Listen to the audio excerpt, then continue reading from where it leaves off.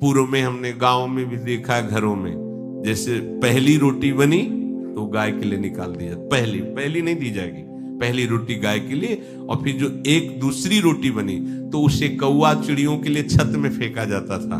फिर जो रोटियां बनी ठाकुर को भोग लगा करके अन्य जीव जो अपने परिवार के जन उनका भरण पोषण, ये तो नियम होना ही चाहिए। तो गृहस्थ धर्म में महाराज युधिष्ठिर ने कहा कि साधु महात्मा, ये बहुत गंभीर विषय है कि अतिथि सेवा गृहस्थ का प्रधान धर्म है। जो गृहस्थ इन लोगों को हिस्सा नहीं देता उसका गृहस्थ धर्म धीरे धीरे नष्ट हो जाता है।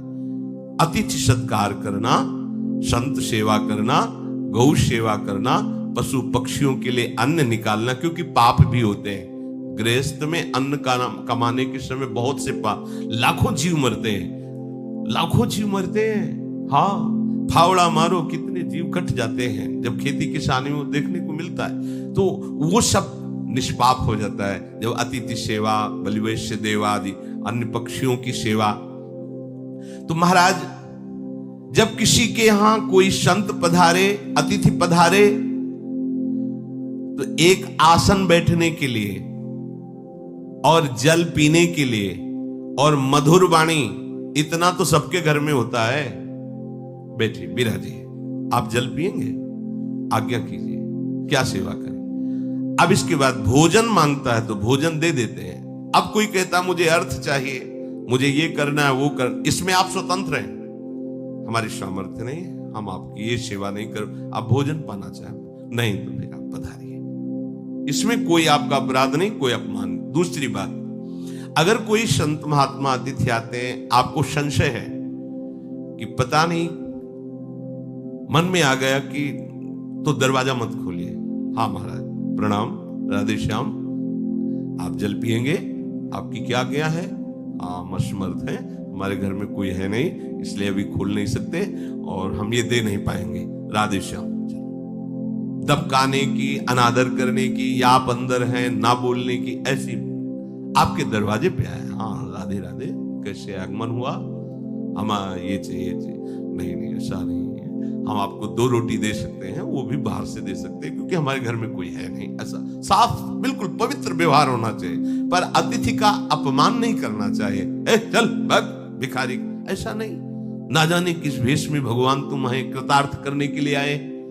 पर हम ये नहीं कहते कि आप दरवाजा खोल दीजिए, क्योंकि समय है, छल कपट का भी राज्य है, तो आप सावधान होते हुए अतिथि सेवा करें। जो अपने घर आए हुए किसी साधु को या अतिथि को रोष भरी दृष्टि से देखता है, आ गया ऐसे रोष भरी दृष्टि से देखता है, उसके सुकृत नष्ट हो जाते हैं। अतिथि का वापस जाना पुण्यों का नाश करना है। ये ब्रह्मर्षि जन युधिष्ठिर को जब उपदेश किए, तब युधिष्ठिर जी ये बात उनको कह रहे। और जो अपने घर में साधु महात्मा अतिथि भिक्षु कोई आया है, प्रेम भरी दृष्टि से देखना ही चाहिए, मेरे भगवान है इस में। फिर प्रश्न उत्तर, मीठे वचन बोले। 2 बातें तो सबके पास है, राधे श्याम, क्या आज्ञा है, बस इसके आगे आप स्वतंत्र हैं। आपकी इच्छा है दीजिए, आपकी इच्छा नहीं तो आप मत दीजिए, आपकी सामर्थ्य तो दीजिए, आपकी सामर्थ्य नहीं दी, आपको लग रहा है कि नहीं देना चाहिए, मत दीजिए, लेकिन मृदु वचन बोले, नहीं हमारी सामर्थ्य नहीं, या हमारे अंदर प्रेरणा नहीं हो रही, हम नहीं दे सकते आपको, आप पधारिए, बस मृदु वचन। इसके बाद वो कुछ बोलता रहे, आपसे कोई मतलब नहीं। जैसे एक ने प्रार्थना की थी कि हमको किसी ने कहा कि हमें यज्ञ करानी या अमुक कार्य कराए, इतने रुपए दो, नहीं तो हम सांप दे देंगे। ऐसा कहीं भी दान नहीं, बिल्कुल नहीं ऐसा। और देखो, सांप वरदान देने में वो समर्थ होते हैं जिनके पास होता है, और जिनके पास होता है तो ये कभी कर नहीं सकते, ये भी ध्यान रखना। जिनके पास होता है सांप वरदान देने की सामर्थ्य, वो ये कभी कभी नहीं कर सकते। मंगवे भलो न बाप सो जो प्रभु राखे टेक। अरे कैसे अनंत ब्रह्मांडों के स्वामी का दास होकर के 10-10 रुपये या कुछ हमें यज्ञ कराना है, हमें दान नहीं। यज्ञ भोक्ता भगवान के लिए मेरा समर्पण ही काफी है। मन बुद्धि चित्त हम को समर्पित कर दिया, इससे बड़ा कोई यज्ञ नहीं।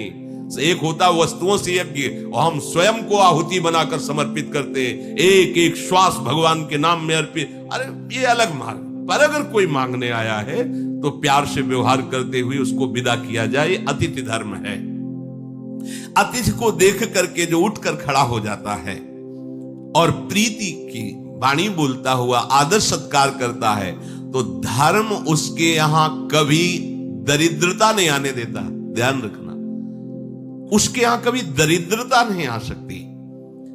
जो केवल अपने लिए अन्न पकाता है, ना तो किसी देवता को अर्पित करता है, ना प्रभु को भोग लगाता है, ना अतिथि को, तो वो विधि पूर्वक हिंसा करने वाले को जो गति मिलती वही उसको गति मिलती है। जैसे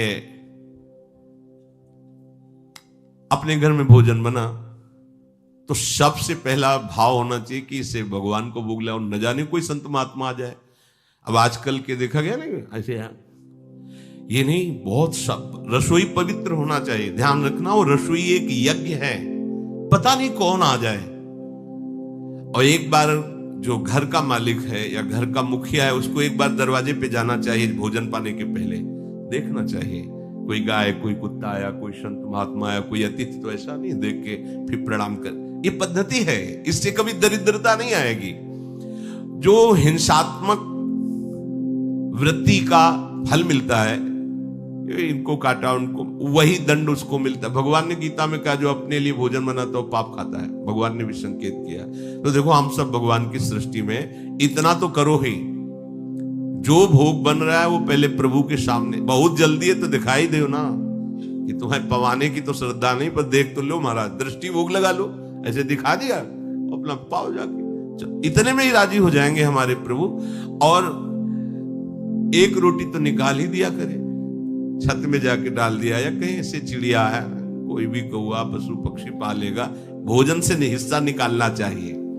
कुत्ते को, भूखे को, कौओं को, अन्य जीवों को ये वैश्य देव नामक महान यज्ञ कहा जाता है। यह अनुष्ठान प्रत्येक गृहस्थ को करना चाहिए।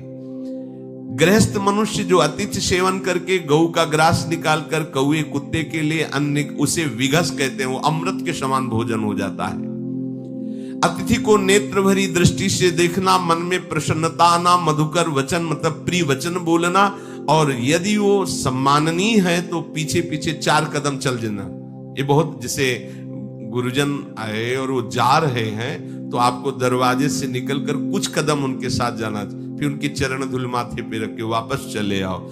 इस प्रकार से उसे अतिथि यज्ञ का फल प्राप्त होता है।